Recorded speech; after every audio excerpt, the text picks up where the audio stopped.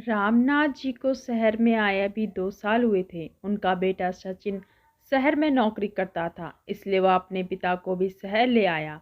सचिन की पत्नी राधिका को रामनाथ जी का उनके साथ रहना पसंद नहीं था। वह चाहती थी कि हम अकेले मज़े में रहे। इसी बात को लेकर अक्सर घर में कहासुनी होती रहती थी।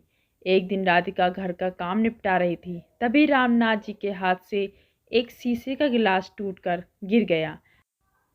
राधिका को बहुत गुस्सा आया।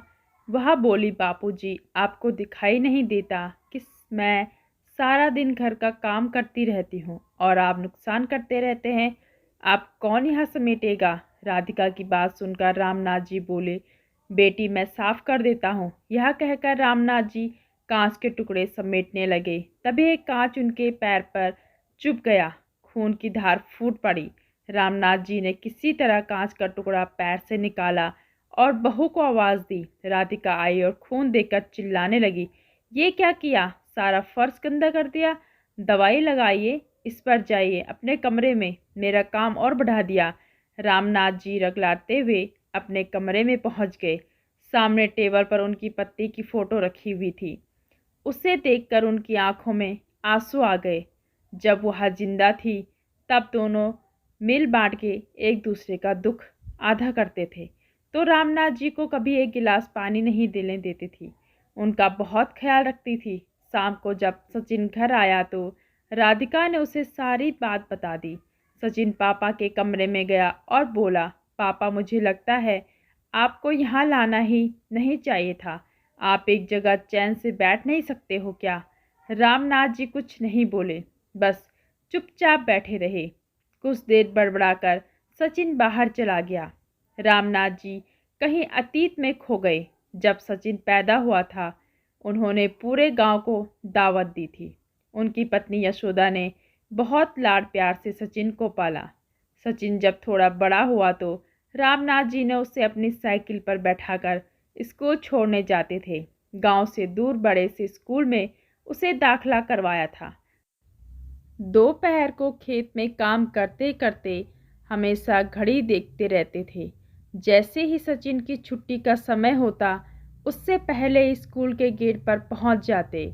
सचिन को घर पर छोड़कर फिर साइकिल उठाकर भरी दोपहरी में खेत पर जाते और रात तक मेहनत करते थे। सचिन जब 5वीं 8वीं क्लास में आया तो एक दिन अपने पिता से बोला, पिताजी, आप मुझे स्कूल छोड़ने मत जाया करो। मेरे सारे दोस्त मजाक उड़ाते हैं। आप मुझे एक साइकिल दिलवा दो। यशोदा जी ने बोला, अच्छा, अपने बाप के साथ जाने में शर्म आती है? कोई साइकिल नहीं मिलेगी, जाना है तो पैदल जा। रामनाथ जी ने सचिन की बात को समझकर उसे साइकिल दिलवा दी।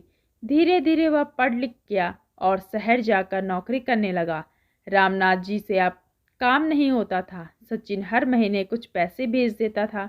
एक दिन सचिन गांव आया और उसने बताया कि उसने एक लड़की पसंद कर ली और दोनों शादी करना चाहते हैं, लेकिन वह आप लोगों को शादी में नहीं बुला सकता। शहर की शादी में आप लोग सही नहीं रहोगे। यह सुनकर रामनाथ जी और यशोदा का दिल टूट गया।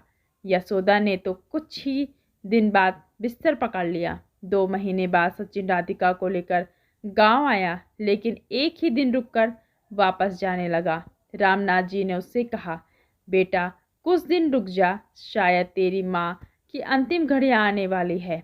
कुछ दिन तुम साथ रहोगे तो उसे अच्छा लगेगा। सचिन ने कहा, पिताजी, राधिका नहीं रुकेगी। उसे गांव पसंद नहीं आ रहा। दोनों चले जाते हैं। कुछ दिन बाद यशोदा जी अपने बेटी को याद करते करते दम तोड़ देती है।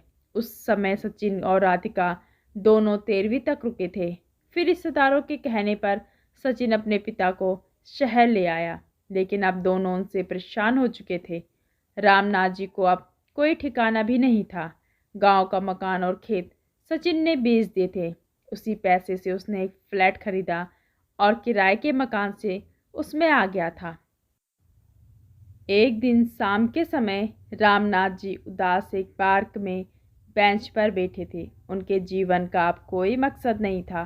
तभी उन्होंने देखा 3-4 उनकी उम्र के लोग वहीं पार्क पर बैठे हंस रहे थे। सभी एक दूसरे से मजाक कर रहे थे।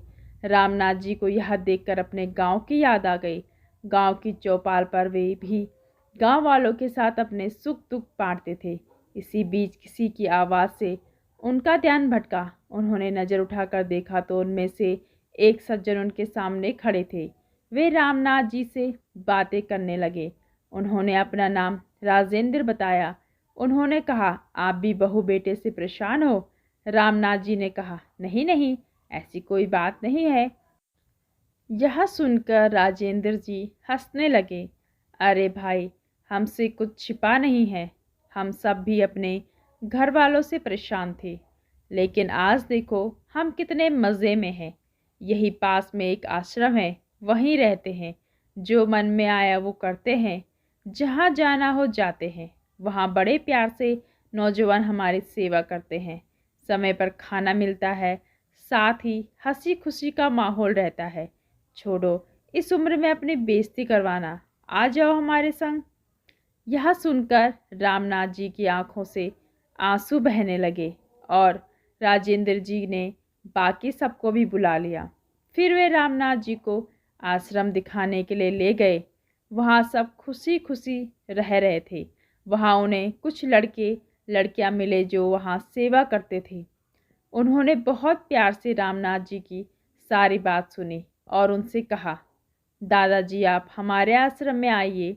यहाँ हम आपकी इतनी सेवा करेंगे कि आपको कभी भी अपने परिवार की याद नहीं आएगी, कि आप अपना दर्द भूल जाएंगे। रामनाथ जी के लिए यह सब कुछ अलग था। गांव में तो ऐसा कुछ भी नहीं था। अगले दिन वे अपना सामान लेकर घर से चल दिए। उन्होंने सचिन और राधिका को कुछ नहीं बताया और आश्रम पहुंच गए।